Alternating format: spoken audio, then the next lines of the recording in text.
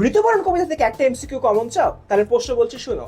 ঋতুবরণ কবিতায় সর্বপ্রথম কোন ঋতুর কথা বলা হয়েছে? দ্রুত কমেন্টে অ্যান্সার দাও। আর এই ফাঁকে আমি এই কবিতা থেকে মূল ভাব নিয়ে আলোচনা করব এবং এই কবিতা থেকে কিভাবে সিকিউ আসতে পারে সেটা নিয়ে আলাপ আলোচনা করব। তাহলে চলো শুরু করি।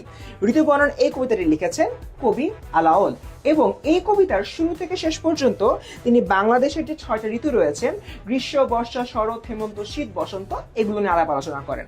একদম শুরুতে তিনি বসন্ত ঋতুর কথা বলেন এবং বসন্ত ঋতুতে যে প্রকৃতি খুবই সুন্দর থাকে সেটা নিয়ে কথাবার্তা বলেছেন। তিনি বলেছেন দুই পক্ষ আগে পাচ্ছে মধ্যে সুমাধব, অর্থাৎ বসন্তকালের যে মাঝামাঝি সময়টা সেটা অত্যন্ত সুন্দর থাকে। এ সময় গাছে গাছে রঙিন ফুল ফোটে, চারদিকে মানুষ আনন্দ করে, প্রকৃতিও খুব সুন্দর থাকে এবং এতে করে দেখা যায় যে মানব মন খুবই আনন্দে ভরে যায়। এক কথায় আমরা বলি না ফুরফুরা থাকছে, ওরকম একটা অবস্থা।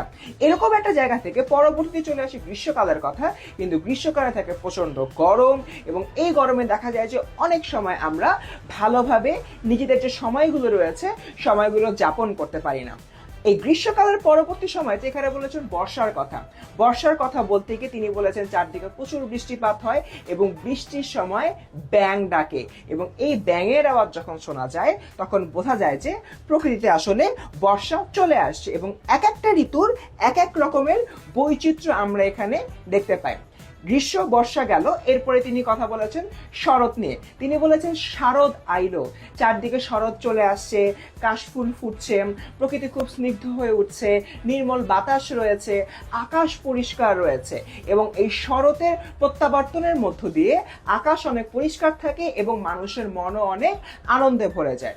শরতের পরে আসে হেমন্ত। হেমন্ততে আমরা ধান কাটি এবং এর পাশাপাশি হেমন্ত যখন আগমন করে তখন আসলে শীতেরও আবির্ভাব শুরু হয়ে যায়। কিন্তু যখন শীত চলে আসে তখন দেখা যায় যে এক ধরনের আমাদের মধ্যে যুবথুবু ভাব রয়েছে।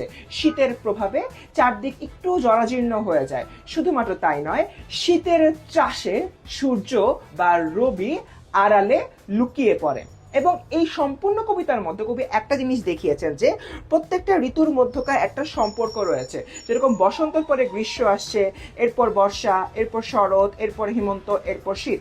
প্রত্যেকটা ঋতুর মধ্যে এক একটা সম্পর্ক রয়েছে এবং এই সম্পর্কের উপরে ভিত্তি করে প্রকৃতিতে বেশ কিছু পরিবর্তন আমরা দেখতে পাই। তো স্টুডেন্ট, এটাই ছিল আমাদের ঋতুবর্ণন কবিতাটি।